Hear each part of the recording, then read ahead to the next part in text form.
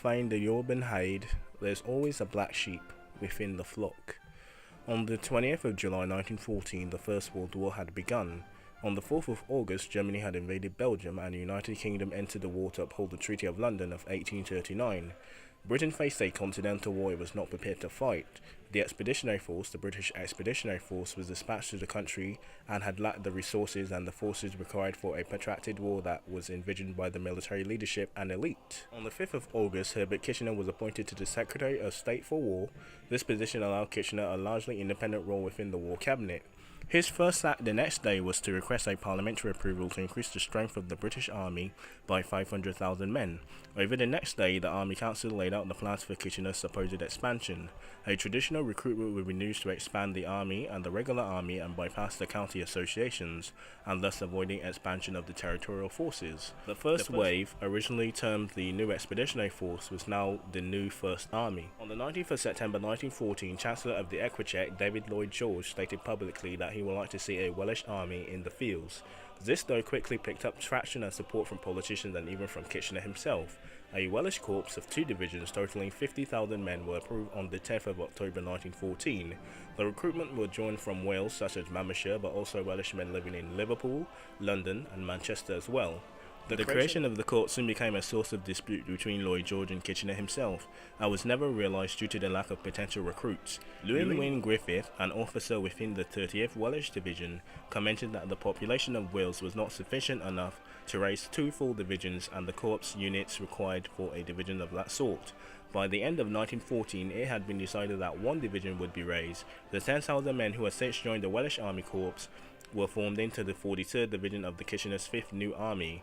The division comprised of the 113th, the 114th and the 115th Brigades, which made up the battalions of the Royal Welsh Fusiliers, the South Welsh Borders, and of course the Welsh Regiment. On the 19th of January 1915, Major General Ivan Phillips was assigned the 1st Divisional Commander. By March, 20,000 men had been enlisted, and over the coming months the first units had reached its full strength. Despite stellar recruitment, by the 30th of June 1915, 20% of the recruits had been removed. These were for reasons such as medical reasons or transfer to any units, leaving only 838 men left within the organised Welsh Unit Corps. The division was made up primarily of Welsh men, but included soldiers from the rest of the United Kingdom and maybe some other nations as well, such as India and other sorts like that. On St. David's Day, which is the 1st of March 1915, the new division was inspected by David Lloyd George himself. During April, the 4th Army was broken up to provide reinforcements to deploy into combat units. The 5th Army in turn was renamed to the 4th Army as part of the reorganisation programme. So that means the 38th Division of the Welsh had become the 31st Division of the Welsh, and on the 29th of April the 43rd was renamed to the 38th Welsh Division. The division spent most of 1915 dispersed within the major locations across northern Wales, and units were trained in Pylynhaen, Colwyn Bay, Llwydyn the Line and even Abergranny. As these locations, the men basically undertook basic training, were drilled and even trained in open combat warfare. On the 19th of August, the division was moved to Winchester, England, where they were finally assembled as a first-time division for the first time. Final training took place and limited instruction were given to tactics of trench warfare on the assumption that the practical experience would be easier to gain in France. Following training, it took until November for the division to be finally equipped with rifles. To be declared fit for overseas combat service, the division soldiers must fire 24 rounds at the rifle range, basically the mad minute, before they are sent off to war. On the 29th of November, the division was inspected for the last time before being deployed on the Queen Mary and the Princess Mary that had been reviewed already at the troops at Crowley Down. Prior to its development, the division was roughly 18,500 men strong. During November, the division departed from Southampton, and by the 5th of December, it had arrived in France at Le Havre. The division's artillery initially remained behind to conduct live-fire exercises at Le Carnet, but was rejoined by the division at the end of December 1915. The initial reaction to the regular army to the division was one of hostility. The division seemed to be lacking in experience and the training. The latter also criticised the level of the new army's divisions.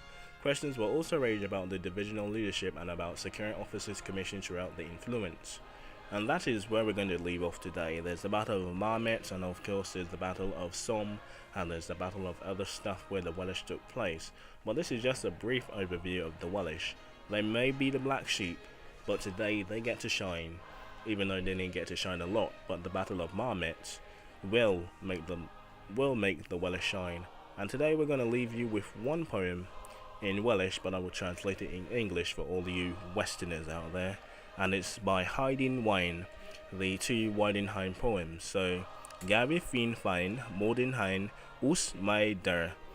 Aiden Aishna una pele ula ula mai dine. Ein uns die Grenin und Kadin in Sinne and Hell. Pan der Mullen, Feinen Hontai doi. Consinon Jin Aladdin und Ford. Mai Shona Hinza a inein Klo. In this good God a fundai den Hun Tolod.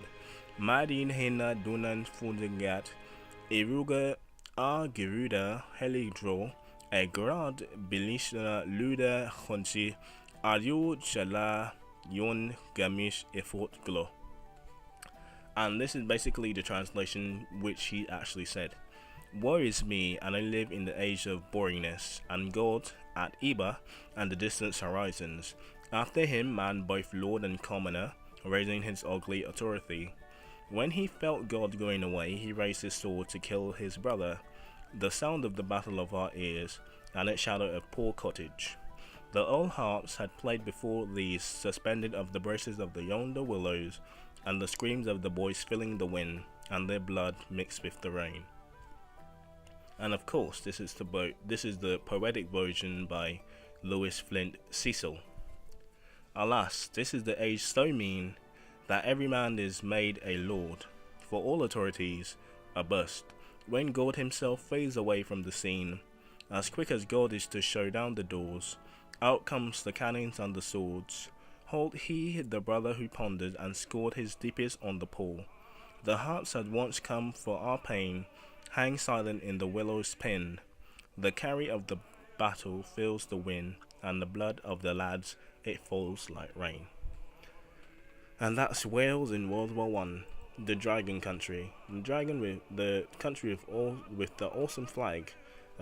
We use the pre 1956 flag, so there you go. Anyway, hope you enjoyed Wales, and I kind of enjoyed it too, because you get knocked back down, but you get back up, and you do Wales finally. So you're not left out. I remember you. Anyway, that's it. Hope you learned something. Don't worry, the Battle of Marmara's just like the Scottish in World War One, would kind of flesh out the Welsh, but this is just a brief overview of what the Welsh actually did and what they have accomplished during the war, kind of. You see, some nations are political, some just fight, some are both political for the reasons of fighting, and some are fighting for the reasons of politics. So one man might want the blood for nationhood, and the other one might just want his nationhood to be better because of the blood they shed, and even creating new nations out of bloodshed. So like Poland, Ukraine, the Soviet Union, other stuff like that. But Wales is not too political. It is content for now. But you know what country isn't content? The one across the pond, Ireland, which will be done tomorrow. Learn something.